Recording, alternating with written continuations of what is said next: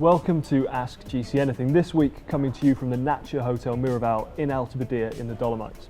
This week's show is a winter training special, so let's get started with this question from Angie Munoz, who is asking about ways to stay motivated and conditioned through the long, I'm guessing, pretty cold Canadian winter. Yeah, I'm guessing that must have been very tough in the past, even to this day for some people out there, when you can't even get out on the road at all for those long winter months. But thankfully, with modern technology, things are far more entertaining. That is what you need to do, to try and make your indoor training as exciting and visually stimulating as it is when you are riding outdoors, or at least close to it. Now, you've got GCN's indoor training playlist, which I know you know all about, because you have said that you've already done Matt's 20-minute fat burning session, and Simon's is next. I have a couple of sessions you can train along to as well, just to let you know. There's also things like Zwift, which make things very entertaining, because not only are you racing against other people or riding with them, you've also got the different gradients simulated if you've got a smart trainer as well, and I'd recommend one of those if you're going to spend a long time in the winter months on your bike. Certainly. Next up is from Stephen Anderson, who is asking about the best non-cycling winter sport for training. Again, Stephen's from Canada, so he's got a long and cold winter ahead of him. Carlos Pascual is asking a similar question, and he actually asks, is mountain bike an option for winter training? What do you reckon, Dan? Well, you'd know all about the mountain bike option, wouldn't you?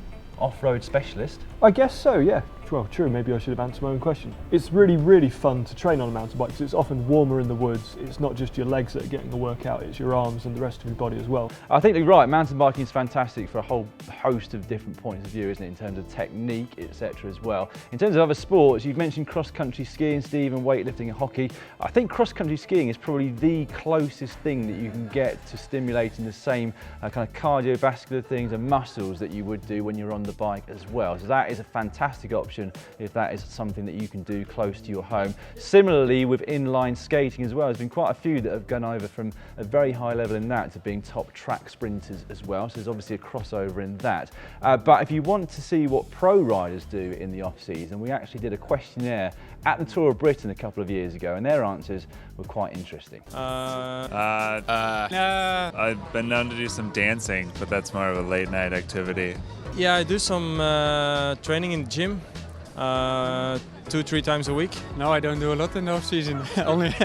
only riding my bike. Next up, a question which came in from Adam McConnell. What is the best single piece of winter kit I can buy that will make the biggest difference to my comfort on the road, lastly? Gloves. A good pair of gloves, 100%. Yeah. Cold hands are awful. Well, it's the extremities, isn't it? So cold hands and feet are so uncomfortable, and it happens to all of us at some point when we're out cycling in the winter. So I would agree with you, gloves. If you're talking about kit on the bike itself, mudguards. They're quite controversial, mudguards, aren't they? If you don't use them on group rides, you can get scorn poured on you. But also, if you put them on a real top-end road bike, people don't like that either. But it does make a huge difference to your comfort that you don't have spray going at your backside and onto your feet, etc. Especially on days where it's wet on the road, but not actually raining. It makes a huge difference. Definitely, and it prolongs the life of your bike and your components as well, potentially. Good point, Master. Which links to Christian's question. Christian asks, does a heavy winter bike make a difference compared to your normal bike? Is it better to train on a heavier bike? Well, we've been asked this before, haven't we? I know people haven't necessarily agreed with my answer, but my opinion is that if you're training on your own, yes, a heavier bike will mean that your local climbs take longer to get up. But if you are training to power, for example, the power you can do is the power that you can do. You're just going to be going slower everywhere. However, on the flip side, if you're going out on group rides and you want to make things slightly harder for yourself in terms of keeping up, then yes, a heavier bike will lead to you producing more power to keep up with the group ride. So it depends what your aims are and what sort of riding you're doing. Next up, Oscar Wims is desperate to start using Zwift and wants to know the cheapest way to do it, and if it's worth using it with a lower end road bike. He's got a 5-year-old Specialized Sector. I'd say it definitely is. It's a great way to kind of revamp your approach to indoor training. And at a very basic level, you just need 3 bits of kit, don't you? You need a speed sensor, an ANT+ speed sensor, an iOS device, and a turbo trainer. Yep, and that's all you need. And you can pick up turbo trainers very cheap second-hand these days, so get on with it. And if you want some more information on exactly how to do that, a very recent video here from Cy on Zwift for beginners.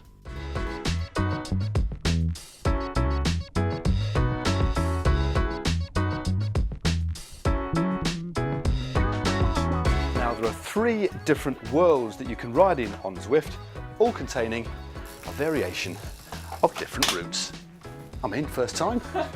How about jumping in with a group ride or even a race? Loads of events going on at different times all around the world and for all ability levels as well. Dave asks, do you have to go base training every winter, or can you just begin building from where you finish the season? Good question. I always like to try and start the winter months at a slightly higher level than I had started the winter the previous year. So from that point of view, you want to try and keep as much of your fitness from the summer months when you start training for the winter. In terms of your base, well, as the years go on, your endurance naturally gets better as you've been doing it for so many years anyway. But I think long rides will always have their place over the winter months. Next up, Nicholas Dancer. Real name or just what you're good at? Not sure. Anyway, I've just regained the ability to ride my bike after 5 weeks. Are there any exercises to bring back strength in the ankle, and what's the best method, should I say, to avoid ice? I think there's two answers to your, well, 2 questions, 2 answers, Nicholas. First one, we'll just have to leave that to your physio. We're not professionals in that regard, so we wouldn't want to advise you on that. But the best way to avoid ice is to train indoors if possible, if it's going to be really icy. I think Dan and I have probably seen enough people hurt themselves on ice to just it's not just recommend not it. worth the risk of going out if there's any chance of ice on the roads, is it? No, you can't make a save if you hit a patch of black ice. No. Next up, Robert Tracy, is it better to build fitness in the winter because there's no races, or to build on your bike skills, i.e. cornery? Well, it depends where you're at as a cyclist, I guess. If your skills really need developing, that's a great chance over the winter because you've got plenty of time. But the same really goes for your fitness. I think we personally used to find the winter months really good for developing your overall fitness because you've got no races to go to, which means you've got less travelling to do, etc. So you've got a very concentrated block where all you need to do is head out on your bike and train week after week. Simon Taylor says that his perceived effort for the same power is different when training indoors on a turbo compared to riding outdoors on the road, and finds it easier to sustain higher power outdoors. So does it make sense to track 2 functional threshold powers, one for indoors and one for outdoors? Well, firstly, that's very normal. Lots of people do struggle to produce the same power on an indoor trainer that they do on climbs, particularly outdoors. That's partly due to the inertia of the trainers, which are getting better as the years go on, but also in terms of your own core heat, because it's much more difficult to dissipate that heat and sweat when you're indoors. Next up, we've got this one from Richie Hawks, who says, like many, I'm approaching 2 years of power data since Zwift first came along. In the first year I had no clue, second year I had a plan. I've compared a few metrics, average power, TSS, even the frequency of a various range of efforts. But what is the best stat to focus on? Efficiency, normalised power, heart rate?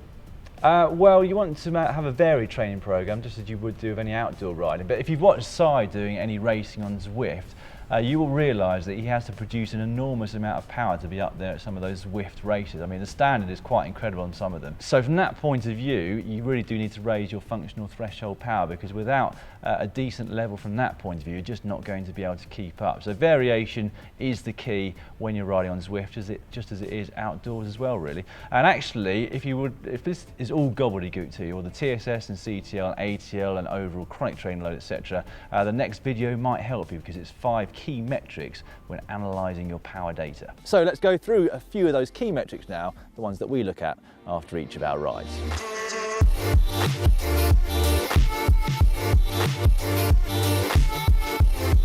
And it takes into account power variance through your ride.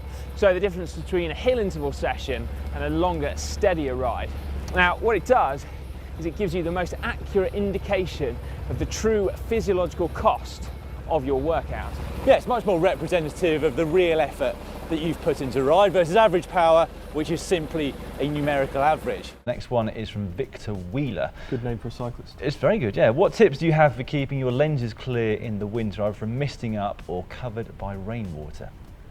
I thought about this one for a while, Victor, and the only one that I could really come up with is just, if you're using a neck warmer, is to make sure that you don't have it covering your mouth or your nose, because I always found when I had that it would kind of channel my breath upwards, which would then mist my glasses up a little bit. Otherwise, you know, you see even the pros in super wet races will kind of sometimes nudge their glasses just down their nose a little bit, so that they're not steaming up and they can see over the top of them if needs be. You can get some of those sprays, can't you, for lenses, which are supposed to encourage the water to drip off quicker, thus giving you better vision through the lens themselves. And also, actually, a good old-fashioned cycling cap with peak down, of course, will help to keep some of the spray off your lenses, so that could help you too. Tristan Matthews is asking conventional long steady base miles versus reverse periodization, so fast before far for winter training.